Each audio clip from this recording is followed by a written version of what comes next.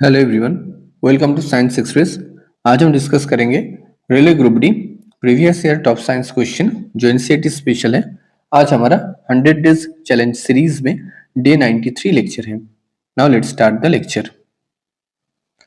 The organism which lack a nuclear membrane are called. ऐसा organism जिसके पास nuclear membrane present नहीं है, इसको हम कहते हैं प्रोकैरियोट्स। ओके, जिसके पास प्रोमिनेंट न्यूक्लियस प्रेजेंट नहीं होता है, जस्ट जेनेटिक मटेरियल प्रेजेंट होता है। इस जेनेटिक मटेरियल को हम कहते हैं न्यूक्लियोइड। ओके, और ऐसा सेल को हम कहते हैं prokaryotes. All bacteria are belong to, जितने सारे बैक्टीरिया हैं सारे प्रोकैरियोट्स के अंडर में आते हैं। So the organism which lack a nuclear membrane are called prokaryotes. Pro मतलब प्रिमिटिव, कैरियन मतलब न्यूक्लियस। यहाँ पर प्रिमिटिव न्यूक्लियस रहता है, न्यूक्लियर मेम्ब्रेन प्रेजेंट नहीं होता है न्यूक्लियस में, और इस तरह का न्यूक्लियस को हम कहते हैं nucleoid. At the high altitude RBCs of human blood will. जब हम हाई ऑल्टीट्यूड में बिलोंग करते हैं तब आरबीसी का नंबर है जो ह्यूमन ब्लड में, इसमें क्या चेंजेस आता है? It increases in the number. RBC का नंबर बढ़ जाता है। Okay, it increases in the number. The blood returning to the heart from lungs via pulmonary vein has more. ऐसा ब्लड जो लंग्स से आता है थ्रू द पल्मोनरी वेन से हार्ट तक, उस ब्लड में क्या होता है? ऑक्सीजन पर ml of blood. Okay, oxygen ज्यादा होता है उस ब्लड में। ओके, ये कौन सा साइड में आता है? ये हार्ट के लेफ्ट साइड में आके मिक्स्ड होता है। ओके, हार्ट के जो लेफ्ट साइड होता है, लेफ्ट ऑरिकल में आके ये pulmonary vein oxygen rich blood को लेता है।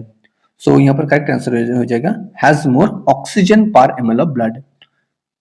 इस ब्लड को हम कहेंगे oxygenated blood. Which of the following is not a part of the hind brain. निम्नलिखित में से कौन सा हिंड ब्रेन का हिस्सा नहीं है?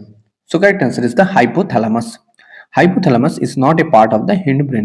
Correct answer is the hypothalamus. What is the chemical secreted by endocrine gland called?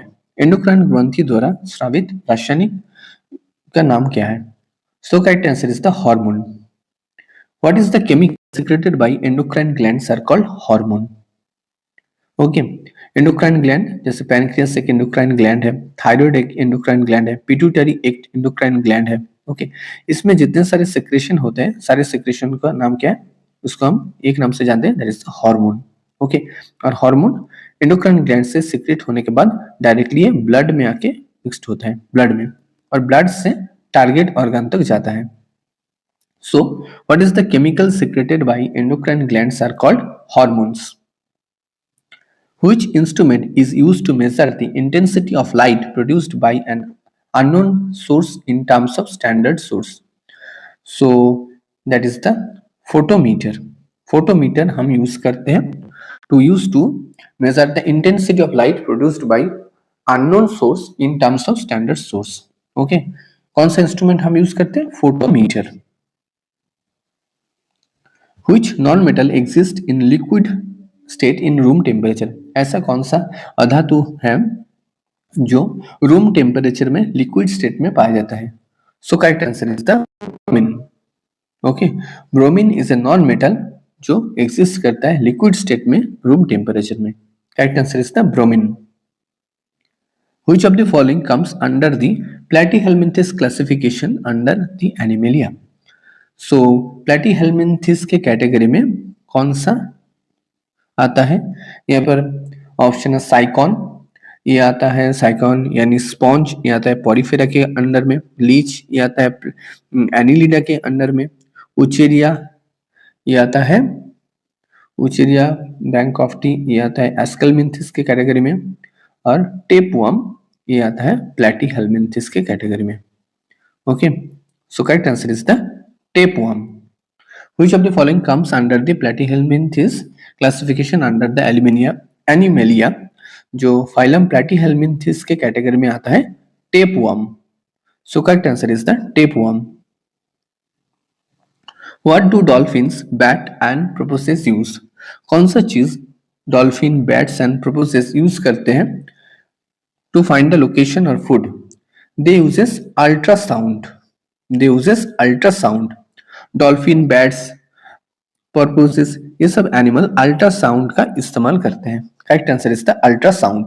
Ultrasound का जो फ्रीक्वेंसी होता है वो 20 किलो हर्ट्ज से ऊपर होता है. ओके. और हमारा जो ऑडिबल रेंज है वो 20 से 20 किलो हर्ट्ज तक होता है. 20 हर्ट्ज से 20 किलो हर्ट्ज तक होता है. इसके ऊपर अल्ट्रासाउंड हम सुन नहीं पाते और बिलो 20 हर्ट्ज ये भी हम सुन नहीं पाते. सो यहाँ पर correct answer is the ultrasound. Below 20 hertz इसको हम कहेंगे इंफ्रासोनिक साउंड और अबव 20 किलो हर्ट्ज इसको हम कहेंगे ultrasonic sound. A device used for listening the sound of heart is ऐसा डिवाइस जो हार्ट के साउंड को सुनने के लिए हम इस्तेमाल करते हैं. That is the stethoscope. That is the stethoscope. A device used for listening the sound of heart is called stethoscope. Stethoscope का हम इस्तेमाल करते हैं. If we shout or clap near a suitable reflecting object such as a tall building or mountain, we will hear same sound again little later. The sound which we hear is called. किसी भी tall building okay या फिर mountain के सामने अगर हम clapping करें या फिर साउट करें तो हम कुछ देर बाद उसी साउंड को सुनते हैं. So this sound which is here is called. जो हम साउंड सुनते हैं उस साउंड का हम क्या कहेंगे? That is called echo. इसको कहते हैं echo. What is the repeated reflection of sound from the wall of a big hall that result in a persistent of sound called?